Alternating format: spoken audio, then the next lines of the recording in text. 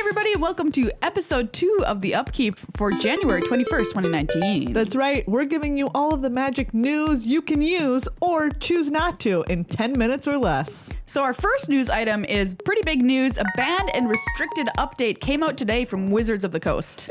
That's true, and it is something that people have been anticipating, calling for, or in some cases perhaps fearing for several months now. That's right. A lot of, questions around whether or not any card from Krark-Clan Ironworks in Modern would be hit with the ban hammer. And it has happened. That's right. The card itself, the namesake of the deck, Krark-Clan Ironworks, has been banned. Here's a quote. "By now, we've gathered sufficient data to conclude that Ironworks poses a long-term threat to the health of competitive Modern play," end quote. That's right. Wow. They say that they considered Ancient Stirrings, which some people had speculated on, although that would also hit lots of other decks. Mox Opal, again, you're going to hit a lot of other decks, incidentally, and Krark-Clan Ironworks. And in the end, it was Krark-Clan Ironworks itself, as we said, that is getting ousted from the game. WotC said that they had been monitoring this situation for a long time. They wanted to make sure they had enough data to make this decision. So it was not just that we had 4 decks of KCI in the top 8 of the last Modern event. It was a long-term decision. Yes. Incidentally, Matt Nass is now taking donations on his Patreon because sorry, Matt. How's he going to sustain himself? You know what's funny, though, is just a couple of days before this ban was announced, Matt Nass himself made a video calling for the ban of the deck that has won him so many tournaments or put him in the top 8. Let's take a listen to what he had to say about it. Hi everyone, Matt Nass here, and I wanted to talk about the upcoming ban and restriction announcement and whether any cards from the Krark-Clan Ironworks combo deck called KCI will be banned in Modern. My suggestion would be to ban KCI itself. And it definitely pains me to say that, as I've had a lot of success with the deck and love playing the deck. But that would be my recommendation. I mean, all right. Yeah. From the man himself, Matt Nass. From Mr. There you KCI. go. Yeah, WotC said the reasons behind the ban, they listed a bunch of them: arcane rules interactions, polarized game 1, win rate, long turn length, barrier to entry for new players or players who want to prepare to play against it, difficult to play on Magic Online, bad for viewers, hard to sideboard against, which is quite a list. Yes, it really is. Do you know what? I appreciate that it leaves off a complaint that I hear a lot from people, but that is actually a pet peeve of mine, which is that it is quote unquote not fun to play against. Yeah, it did not say that. Exactly. And I agree with that, leaving that off of there, because in my opinion, saying something is quote unquote not fun to play against as a reason for banning it is not a reason. No. You can make an argument that any given deck is unfun to play against. For sure. But these other reasons, are much less about how we feel about it, and much more looking at the actual Modern format. Ryan Overturf, an SCG commentator and a fellow Minnesotan, mentioned on Twitter, "How do you like your eggs? Banned. I like my eggs banned," which I thought was very funny and a joke, referring to eggs, an old eggs deck that played a lot similarly to KCI.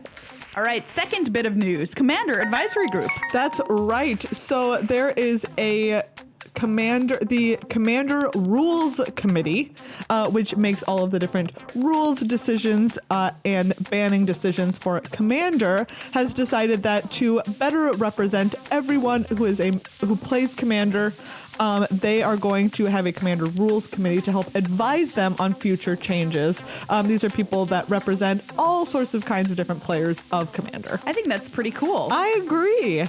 So the members of it are Adam Staborski, better known as Stibbs, Charlotte Sable, a level 3 judge, Josh Lee Kwai from over on Game Nights and the Command Zone, Nice. Rachel Agnes, a content creator, sometimes streamer. Yeah, she's playing in the Vintage Super League. Yeah, and she played. Too. There we go. Ron Foster, an organized play figure, and Shivam Bhatt, co-host of the Commanderin podcast. Really cool. It'll be interesting to see what kind of changes these people help out with, how they'll advise the rules committee on what changes they decide to make, and how it will work having a whole other committee, Yeah. involved in Commander and overseeing that. I think any situation where you're looking at, hey, I think that the people making these decisions don't adequately reflect the people who are impacted by them, we're going to change that. All of those changes are almost always for the better. Yeah. You want the people making decisions to reflect the people for whom those decisions are being made. Yeah, absolutely. All right, piece of news number 3, tournament rules update. That's right. We're not going to go through all of these because there's a bunch of them and they're just generally pretty small notes. These are all just small clarifications on different things. End of match procedure, which clarifies some stuff about when decks or when matches go to time. Deck registration, loops, which is when a deck goes through. Speaking of KCI, bribery. And of course, the bans in the modern format. If you want to read more about it, there is a link on Daily MTG. Yeah, I'll also throw it in the show notes for this, so you can just click right on it and it'll be right there. Exactly. So just tiny little updates. Up to date. What's up next? Item number 4 is Magic Fest New Jersey is happening this weekend, including the Grand Prix, which is limited, so sealed deck and draft. Yes, if you are wondering what is this environment going to look like, Ravnica Allegiance, now that we are out of pre-release weekend, well, here's your chance to find out. What do those sealed pools look like? What are the best guilds? What are the best builds when we're not working with our pre-release packs? This is always my favorite tournament of the year, the first one after a brand new limited format, and people really don't know, and it's our first glimpse of like what actual draft decks are crushing in these tournaments, and we'll be able to see the results next Monday, and we'll update you next week on the Upkeep as to what was tops at this tournament. Yes, what were the draft decks that managed to take it all down? Whew. By the way, pre-release happened last weekend. That's some news for you. If you didn't already know, but if you probably didn't did. already know. That means that the release weekend is this coming weekend. So if you've pre-ordered boxes or any of that sort of stuff, you will be able to pick them up this weekend, which is super exciting. And it means that coming up this weekend, we're going to start seeing standard events that are going to reflect the new format. So whether you're heading out to an LGS this weekend or perhaps an SCG or similar event, you're going to be able to check out what those lists look like. Oh, I'm so stoked to see what people are going to be building in standard. Same. All right, our last item of news is a little bit, I was going to say sad, but I guess it is. Yes.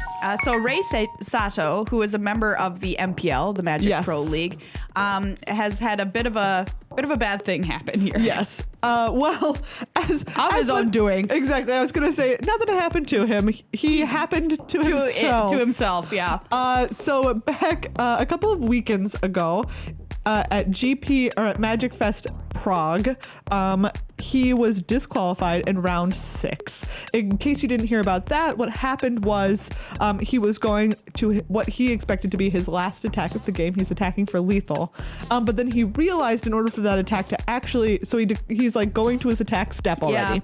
Then he realized in order for that attack to actually be lethal, he needed to have played a land during his main phase. So he just played it. Oof. He did not ask to go back to his main phase. Do that. He was already in attackers. And so they determined in the investigation that he was aware that what he did was against the rules. It was opportunistic. And he should not have done that then. He knew what he was doing was incorrect. So a follow-up to that. Yeah, so because of that, and because he's a member of the MPL, the Magic Pro League, they are held to a higher standard in both play and conduct, and they knew this going in. This was in their contracts. So he was not suspended, notably. So that report came out this week, and the DCI is not suspending him. Okay. Therefore, the Magic Pro League says it has revoked Sadow's invitation to the 1 million Mythic Invitational at PAX East. Wow. Does this mean that he's out of the MPL? I don't think so, because it does not say that. So maybe if you get it suspended, then you're out. Yes, I would imagine. But this infraction of a DQ, he's just getting this slap on the wrist of not being able to compete in the Mythic Championship at PAX East. I don't know. I'm not 100% sure on that, but that is the little wording of the article posted on Daily MTG. I mean, I feel like they would have said he's out if he's not in the Pro League anymore. Yeah. So I think we can assume that going forward, he is still part of the MPL and will be participating in those other events, but he will not be at this Mythic Invitational that is coming up this spring. And this has sparked a lot of debate online. Some people who are just like, well, you have to have a consistent set of infraction, like things for this, a consistent set of penalties for types of infractions. And other people saying, well, it's a new thing. They're trying to strike a balance here between, you know, what you did is something that should be punishable, but to what extent? Yeah. Within this new system. And so at least for now, this is what we're seeing as a result of that. All right. Don't cheat. Don't cheat, everybody. That is the headline, especially if you're in the MPL. But also always. But also always. Put it on a shirt. For all of our content, head to goodluckhighfive.com.